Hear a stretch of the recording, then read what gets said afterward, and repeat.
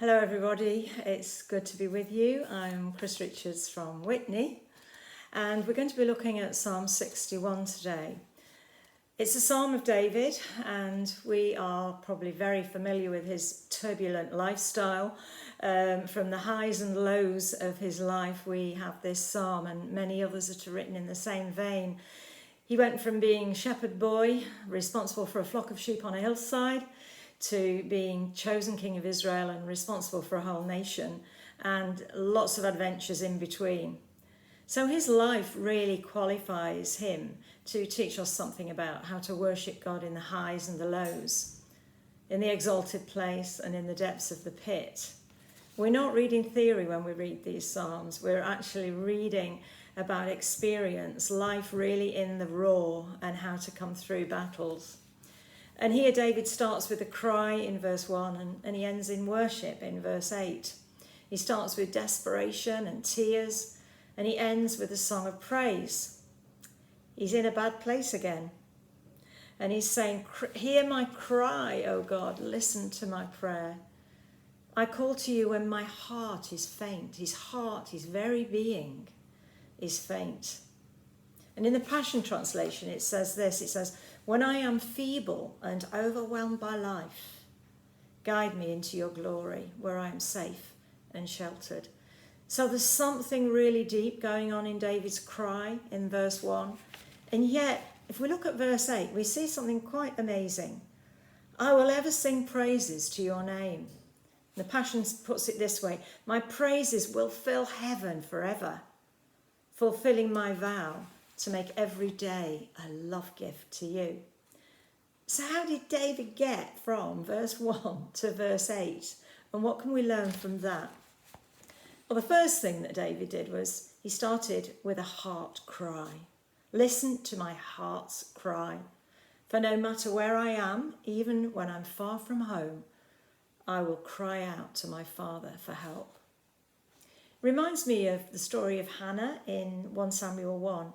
There you have almost a whole chapter of incredible emotions, and you have a woman who is distressed, provoked, irritated, and she's pouring out her soul when she's asked by the priest what she's doing. "I am pouring out my soul before the Lord." These are deep cryings out. And these are great men and women of God. You've got Elijah, who went into the cave and was really having a bit of a pity party there. "Am I the only one that's left?" And he was crying out to God. And there are many examples where great men and women of God are actually pouring out their soul before the Lord. And I think it raises a question for me. Are we practiced in crying out to God from the depths of our hearts when we're feeling really low? Or do we come with stiff upper lip or a religious cover-up? Are we merely practiced in praying when we feel good, when we can put a good prayer on our lips?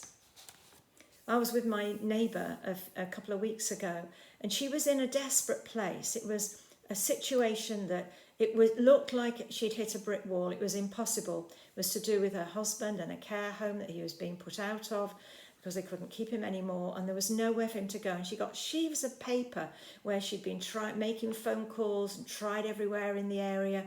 And she was virtually wringing her hands. She was physically rubbing her knees while she was talking to me. And she was anxious because there was no answer. And she looked at me and she said, "Chris, I need a mighty deed of God." And I thought, wow, she does. She needs a mighty deed of God. There is no other answer. You know, desperation is not a bad place to be. When we're facing the sea, with the Egyptians behind, you are about to witness a miracle. It's often in our darkest, deepest times, when it's either God or nothing, they become the most glorious of times. Because miracles follow cries of the impossible. She got her mighty deed. I got back a few days later and said, "What happened?" I was so excited to find out what happened, because it was either a desperate situation or it was going to be answered. And God opened up an amazing opportunity. She said, "I got my mighty deed." David felt far from God. From the ends of the earth, I call you. Wherever we are, whether geographically we're far from God or emotionally, however we feel far from God, we have access to God and the throne of his grace. Heaven is equally accessible from all places. So he cried out. Secondly, he ran to the right place. He knew where to run. You know, we can run to all sorts of places when we're feeling low. I've had a really, really tough last few days or so, and I'd already done one of these a take on this, and it was far too long and I had to do another one. And in between the two takes, I've had a really rough time. Dave and I have had a lot of bad news, and I felt overwhelmed with it. I'm thinking, oh no, not something else. And I didn't want to go to the Lord with it. Something within me wanted to run away, a bit like Elijah, I guess. But I wrote down the list of everything and I gave each one to God and said why I was concerned or worried about it. And I must admit, it did me the world of good. Isn't this what the psychologists tell us to do? They've been a long time catching up with David, but he ran to the right place. The important thing isn't whether we feel overwhelmed or faint-hearted or not. The important thing is what we do and where we go when we do feel overwhelmed. It's a refusal to let that despair be the destination. And so he says, lead me to the rock that is higher than I. It's interesting, he says, lead me to the rock. And the Passion picks up this same thought of having to be led, not being able to find it yourself. The Passion puts it this way, guide me into your glory where I am safe and sheltered. David needed God's help to get to the rock. This is a big rock.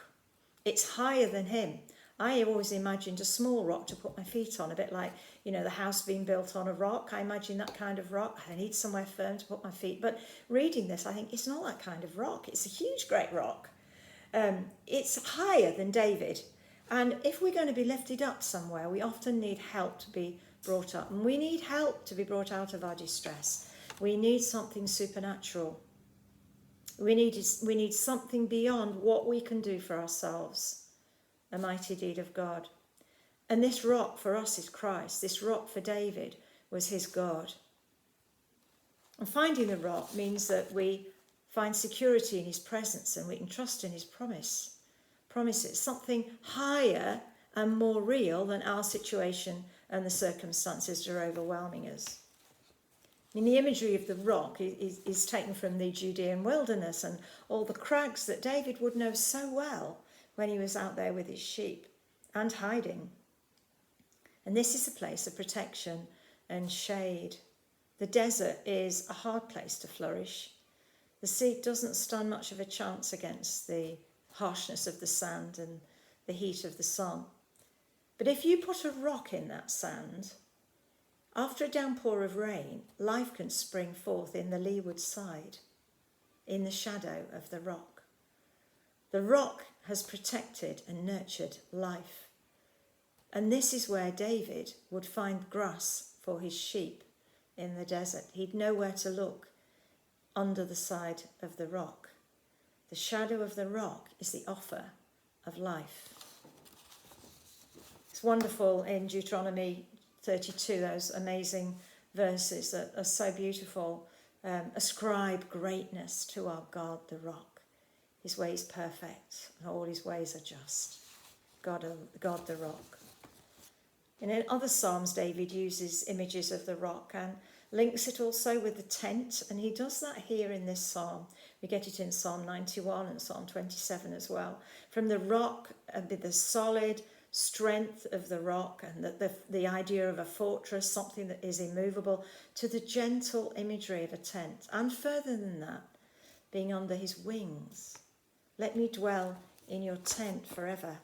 Let me take refuge under the shelter of your wings. There's a complete change in tone here, isn't there? From this battle-type feel of the fortress and the rock to this gentle, nurturing presence, peaceful place. And David was a presence person. We see that in Psalm 27, verse 4 and 5, where it talks about the one thing he desires to be in the courts of the Lord. And in that psalm as well, he says He will hide me under the cover of his tent. This is an image that David uses several times, the rock and the tent. And the tent is something about who he is.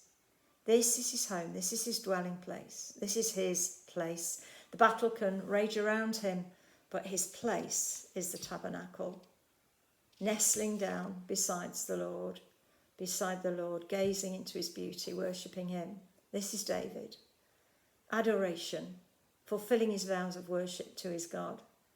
It's almost like David clicks into something when he's describing this. It's almost like, okay, I was out there in this place, but now I'm back. I'm in this place of being nurtured and protected and loved and sheltered. And this is the place we need to find. We need to come out of the battle and find this place of presence with our God. David was strengthened by being in the presence and regaining his perspective again. I think we have an experience of this to a degree. How many of us have felt really lousy and we haven't felt like going to church on a Sunday morning or being with the people of God? Or we just haven't had the emotional energy to open our Bibles and read the scriptures. Less energy to pray. We just haven't got it. We're just feeling we can't. And how many of us have in that moment either turned to the Lord or gone to the meeting and got into that worship place or played worship songs, and something changes and something within us says, this is who I am. That can happen out there, but this is my identity, to be a worshipper of God. And we have experienced that too. And then in verse 8, the place where David actually arrives, my praises will fill the heavens forever, fulfilling my vow to make every day a love gift to you. He's back again. And the last thing is that in that place, David knew how to make declaration and how to worship. He says, I will always sing praises to your name. That word will is so important. I will do this. I will. I choose to do this.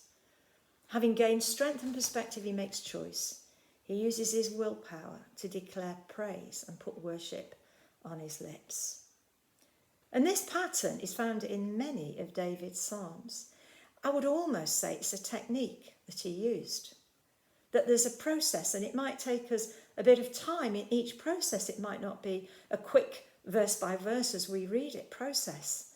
That he starts in a place of crying out and he ends in a place of worship. But it's something that we can work through. It's something we can do. We can cry out to God when we're feeling troubled. We can find that shelter in the rock, that place of strength. We can rest in the presence and we can declare the truth. So that we can say with David, my worship will fill heaven forever.